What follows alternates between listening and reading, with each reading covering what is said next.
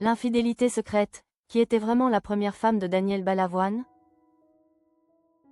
Catherine Ferry et Daniel Balavoine, l'amour des années d'ombre, entre passion et blessure.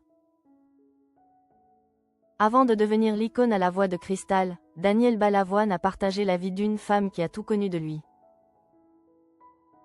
Ses doutes, ses premiers succès et ses failles les plus intimes. Entre 1974 et 1977, Catherine Ferry fut bien plus qu'une compagne. Elle fut le témoin privilégié de la naissance d'un géant, au prix d'un amour dévorant et parfois douloureux. Bien avant que la France entière ne scande son nom, Daniel Balavoine habitait les marges du succès. C'est dans l'atmosphère feutrée d'un bar parisien, lors d'un concert de son groupe de l'époque. Présence, que le destin place Catherine Ferry sur sa route. Entre la chanteuse en herbe et l'artiste. En quête de reconnaissance, le coup de foudre est immédiat. Durant 3 années, ils vont former un duo fusionnel, lié par une complicité qui dépassait le cadre du simple couple. Leur histoire n'a jamais été un long fleuve tranquille. Derrière le romantisme des débuts se cachait la personnalité complexe de Balavoine. Un homme d'une exigence absolue, envers lui-même comme envers ceux qu'il aimait. Dans l'ouvrage de François Alquier, Daniel Balavoine. Un homme vrai, Catherine Ferry lève le voile sur cette réalité quotidienne, parfois étouffante. Avec Daniel, c'était souvent compliqué, confie-t-elle avec une franchise désarmante. Elle devait être tout à la fois. La femme aimante, la sœur protectrice et la complice de chaque instant.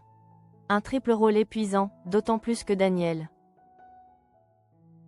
malgré la sincérité de ses sentiments, ne parvenait pas à la fidélité. Ses écarts de conduite, il les justifiait avec une honnêteté brutale. Il n'aimait pas ces femmes d'un soir, mais il en avait besoin. Un paradoxe déchirant pour celle qui restait au foyer, pilier de sa stabilité émotionnelle. Pendant que Daniel rongeait son frein, Catherine Ferry, elle, tutoyait les sommets. En 1976, elle représente la France à l'Eurovision.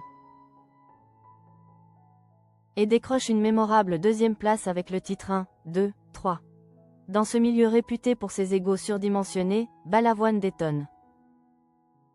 Loin d'éprouver la jalousie destructrice d'un Claude François face au succès d'une France Gall.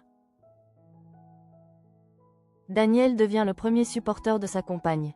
Il l'encourage, la conseille, célèbre sa réussite.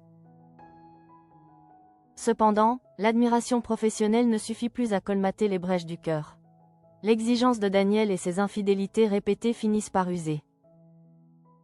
La patience de Catherine. En 1977, elle choisit de reprendre sa liberté, mettant un point final à une histoire qui l'aura marquée à jamais.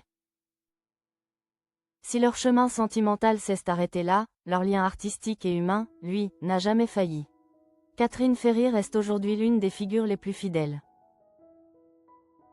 à la mémoire du chanteur, apparaissant régulièrement dans les documentaires pour témoigner de la ferveur de Daniel. Après un retrait de la scène au début des années 90, elle a opéré un retour discret mais chargé de sens en 2008. C'est en Suisse qu'elle a enregistré son titre Petit Jean, accompagné par John Wolof, l'ancien guitariste de Balavoine. Comme un ultime clin d'œil au destin, un symbole de cette période où tout était encore possible. Catherine Ferry demeure la gardienne d'un temps où Daniel n'était pas encore une légende, mais simplement un homme épris de vérité, d'abolu et de musique.